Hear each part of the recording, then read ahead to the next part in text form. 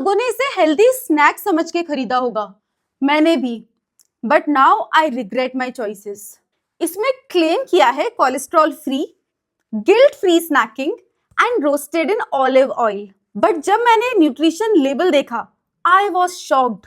इसके 100 ग्राम में है 10.7 ग्राम सैचुरेटेड फैट, जो कि बहुत ज्यादा है, एंड ज्यादा सैचुरेटेड फैट हमारे हेल्थ के लिए अच्छा नहीं है। चलो पहले इसके कोलेस्ट्रॉल फ्री क्लेम की बात करते हैं। FSSAI के गाइडलाइंस के हिसाब से किसी भी प्रोडक्ट को कोलेस्ट्रॉल फ्री तभी बोला जा सकता है जब ये 3 कंडीशंस पूरी हो। पहला कि 100 ग्राम प्रोडक्ट में 5 mg से कम कोलेस्ट्रॉल होना चाहिए। दूसरा, सॉलिड प्रोडक्ट जैसे कि इसमें मखाना है, उसके 100 ग्राम में 1.5 ग्राम या उससे कम सैचुरेटेड फैट होना चाहिए। और तीसरा, सैचुरेटेड फैट से आने वाली जो एनर्जी है वो टोटल एनर्जी का 10% या उससे कम होना चाहिए। अब अगर हम इस पर्टिकुलर प्रोडक्ट की बात करें तो पहले तो सैचुरेटेड फैट ही 10.7 ग्राम है, जबकि लिमिट है 1.5 ग्राम, तो एक कंडीशन वायलेट हो गई। अब एनर्जी की बात करते हैं। सैचुरेटेड फैट से एनर्जी निकालते हैं क्विकली।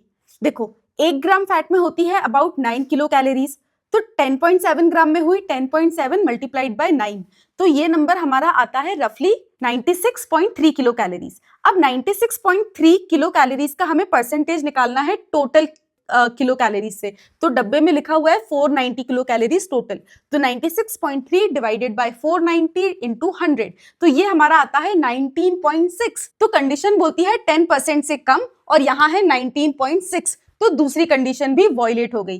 तो फिर ये कोलेस्ट्रॉल फ्री का क्लेम ये लोग कर कैसे रहे? तो पहला तो ये। अब दूसरा, रोस्टेड इन ऑलिव ऑयल, इसकी मार्केटिंग कर रहे हैं। सबसे पहले ऑलिव ऑयल जो है ना, उसका एडवांटेज ये है कि हाई अनसैचुरेटेड फैट होता है इसमें 86%, एंड सैचुरेटेड फैट सिर्फ और सिर्फ 14% होता है।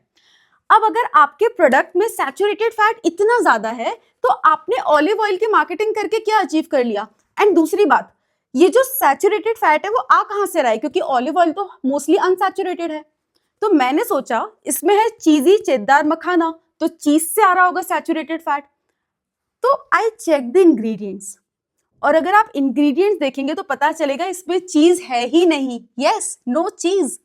इसमें इन्होंने डाला हुआ है लास्ट में नेचर आइडेंटिकल चीज फ्लेवरिंग सब्सटेंस, तो चीज का फ्लेवर डाला है, चीज नहीं।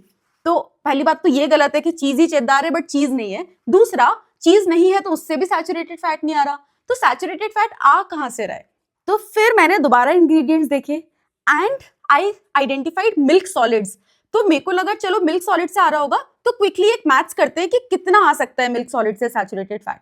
देखो यूजुअली 100 ग्राम मिल्क सॉलिड में होता है 20% सैचुरेटेड फैट, तो 100 ग्राम का में अगर 20% है मतलब 20 ग्राम सैचुरेटेड फैट है। तो अगर 100 ग्राम मिल्क सॉलिड में 20 ग्राम सैचुरेटेड फैट है, तो 1 ग्राम सैचुरेटेड फैट के लिए कितना मिल्क सॉलिड लेना होगा? 100 डिवाइडेड बाय 20, 5 ग्राम।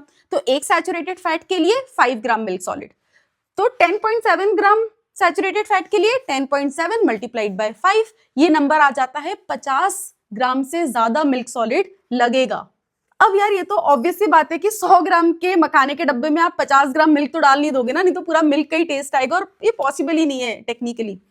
तो समझ में नहीं आ रहा ये सैचुरेटेड फैट आ कहां से रहा है, और इतना ज्यादा सैचुरेटेड फैट है, आपके नंबर्स मैच नहीं हो रहे हो, और उसके बाद गिल्ट फ्री स्नैकिंग की मार्केटिंग कर रहे हो, तो ये तो गलत है। बट एनीवे, अब सैचुरेटेड फैट इतना ज्यादा है, इंग्रेडिएंट्स और जो भी लेबल में लिखा है उसके हिसाब से तो मैथ्स नहीं बैठ रही।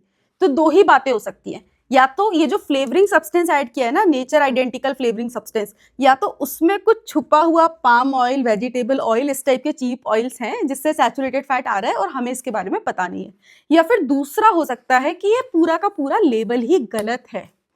अब अगर तीसरी कोई बात है जो मुझे समझ में नहीं आ रही, तो मैं फैमिली से रिक्वेस्ट करूंगी कि मुझे आंसर्स भेजना, लीगल नोटिस मत भेजना, क्योंकि मैं आपकी कंज्यूमर हूँ, काफी प्रोडक्ट्स खरीद चुकी हूँ और यूज भी कर चुकी हूँ।